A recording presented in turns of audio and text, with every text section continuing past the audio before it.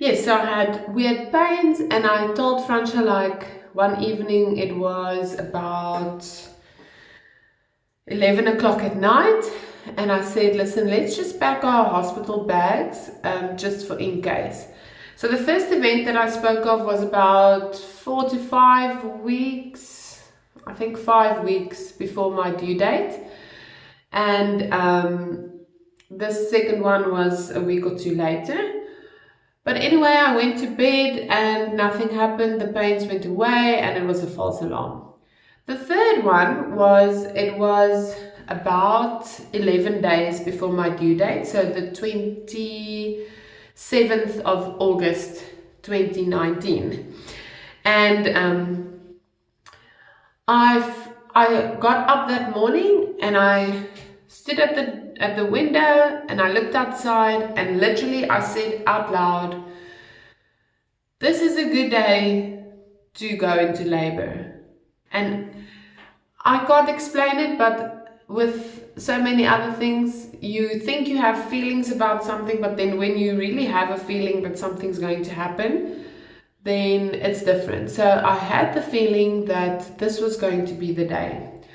So I had contractions and but they kind of came and went and there was no real pattern.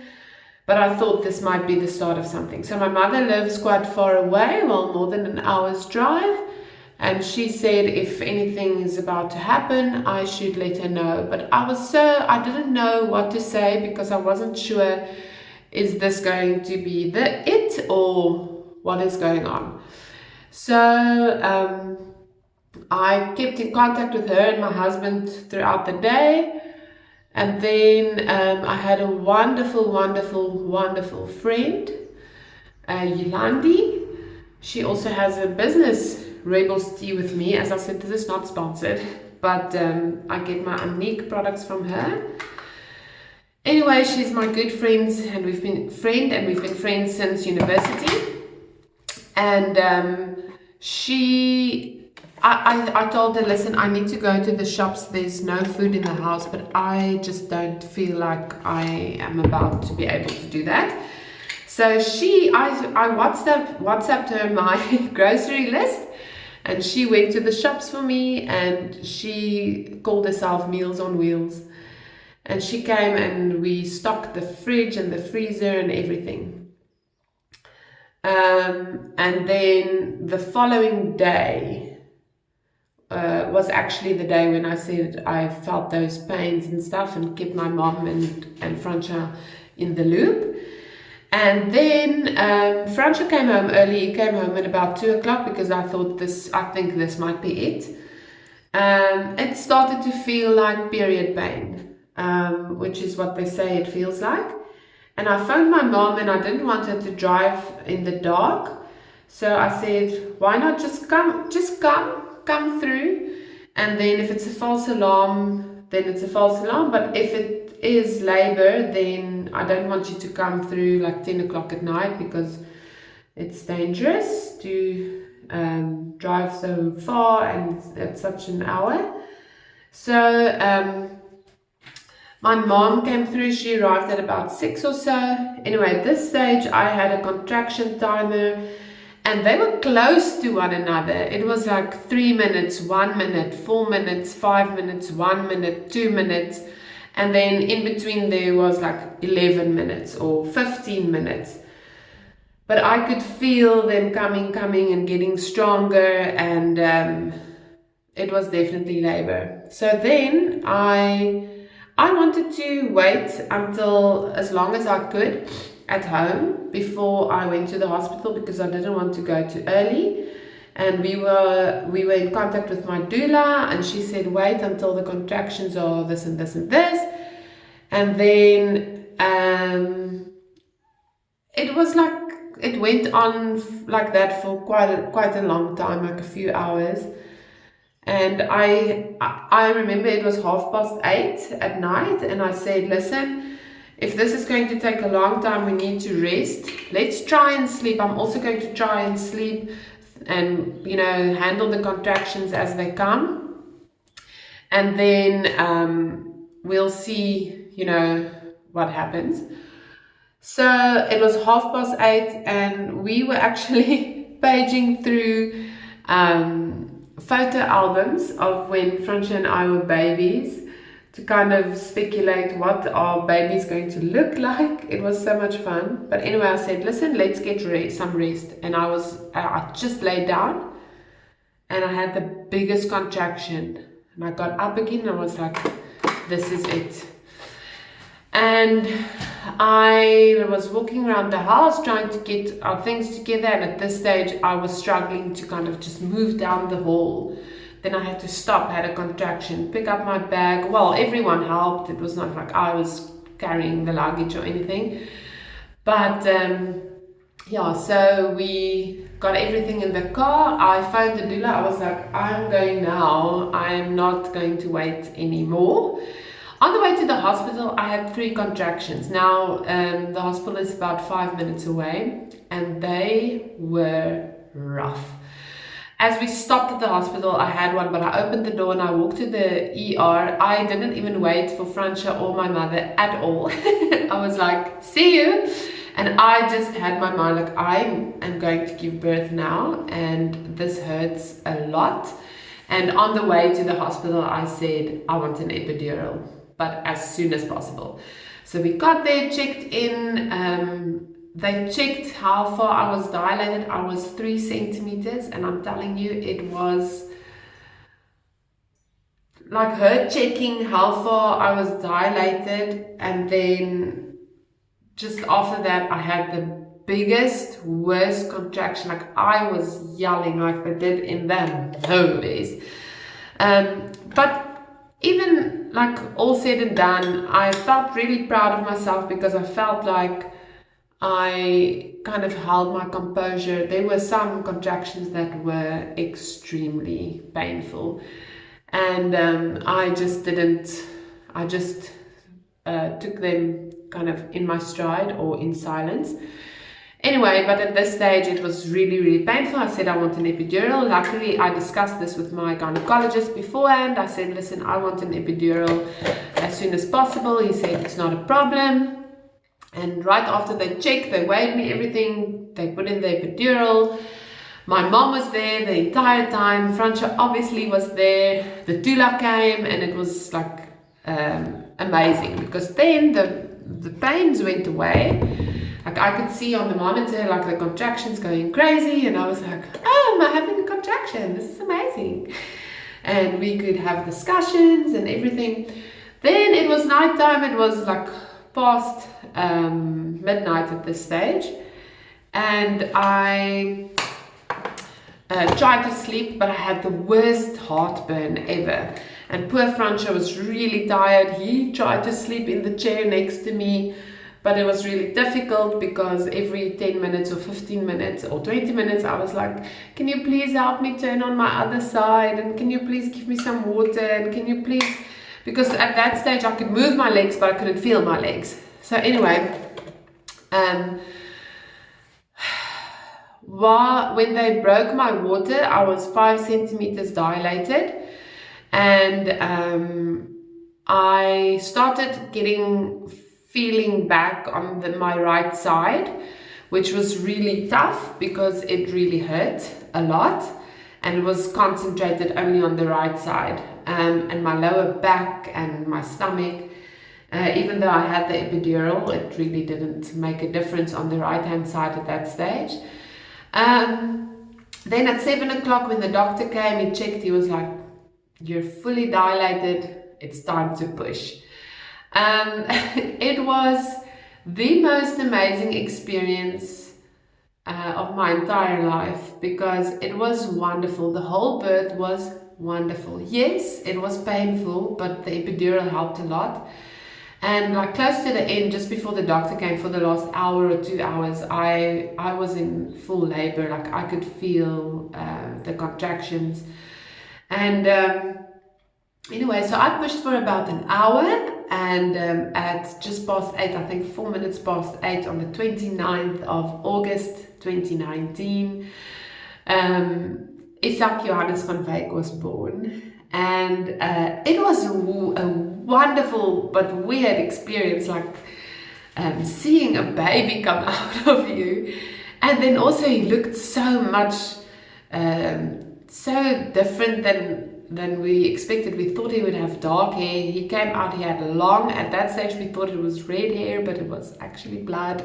It was white blonde hair, and long hair, and he looked like totally different than we thought he would.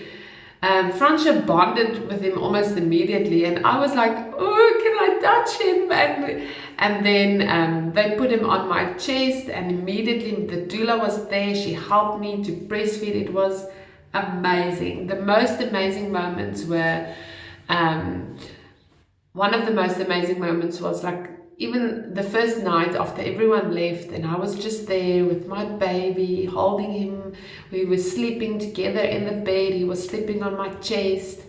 I just watched him for hours, and I was tired, but I was also very, very energized. Anyway, so the not so wonderful thing that happened is Isaac was stuck in the birth canal, and they had to use one of those sucker things to get him out. But also his head was tilted, and that's why apparently he was pushing against some nerves, and that's why the epidural didn't stop working at one stage. And then also when he came out, I had a terrible tear, like in the doctor's words, one of the worst that he's ever seen. And then also, like, many other things happen. I'm not going to go into too many details,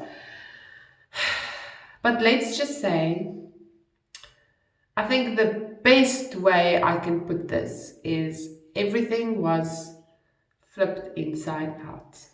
So yeah, his head brought along more than just himself. I hope it's not too graphic.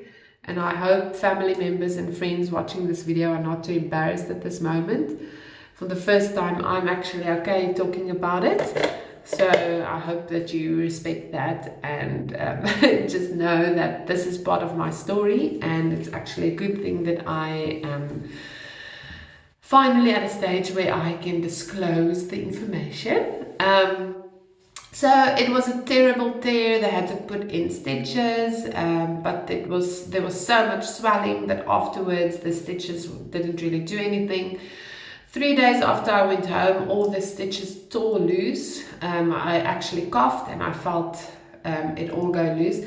That wasn't as painful, like really, it was sensitive. I had the whole salt water mixture, like when I went to the bathroom, I took salt baths and everything. That was fine. It was painful, but it was fine, and I was on such a high with having Isaac, and it was so amazing having him there that it was painful, but it wasn't the worst thing ever.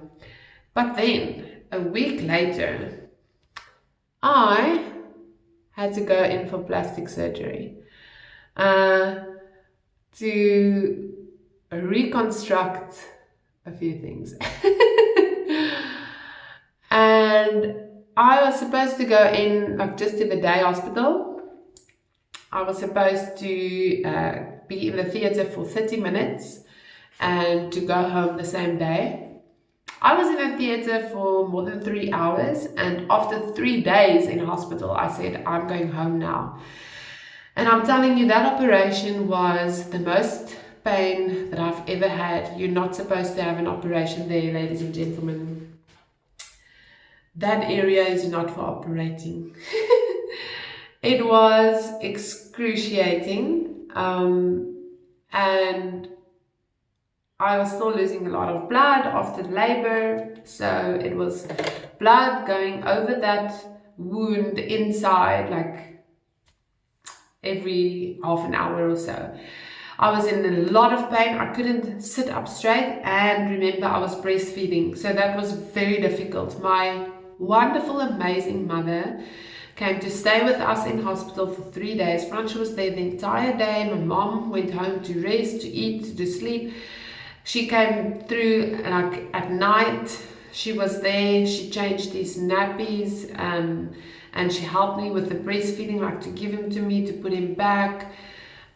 She helped me to get up to go to the bathroom. It was terrible, and then baby blues hit. And I started crying, and I did not stop. I cried for everything, or about everything. I was in a terrible, terrible state. My body hurt, my mind was messed up, I was depressed, I was down, I felt like I had no dignity left. I was bleeding, I was breastfeeding, I was naked half of the time, and this is in front of my mom, my husband, nurses, hospital staff, plastic surgeons, physiotherapists. I also had a physiotherapist lasering my nipples to help me with breastfeeding, and I had enough. Like, the day we went home was very much an anticlimax, because the first time we went home it was such an amazing feeling, but this time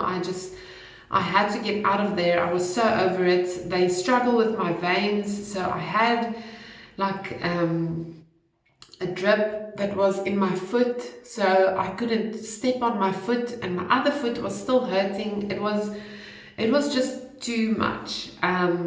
But anyway, so then I went home, and that felt amazing, just to be home, to be in my own space, to have on clothes, to have some privacy, to start healing.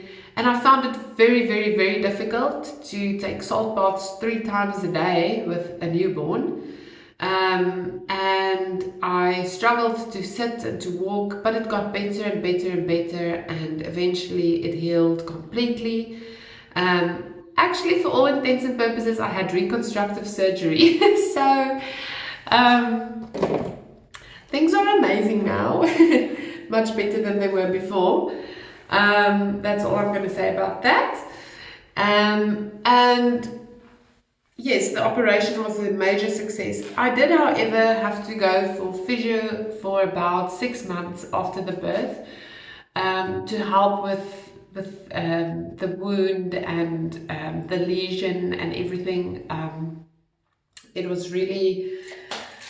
It hurt a lot, and it was slow healing but gradual healing, and I can say with confidence now that it's almost 100% now, but it's been 7 months. So many people say that they want to give birth naturally because you heal much faster than having a C-section. Well, it depends. I gave birth naturally, only with an epidural, but I mean, I had a vaginal birth, and I am still kind of recovering from that. So I don't have any issues about what happened, in the sense that I don't feel cheated, or I don't feel like the experience was spoiled or anything like that. I love my story, and the birth process was amazing. And all said and done, it was a good thing to have that operation at the end of the day. And also I came into contact with so many medical specialists that can help me with many other things. At the moment I'm struggling because my body is so stiff. I have so many aches and pains, and I'm struggling with my foot, actually both my feet. Again, it's getting worse and worse.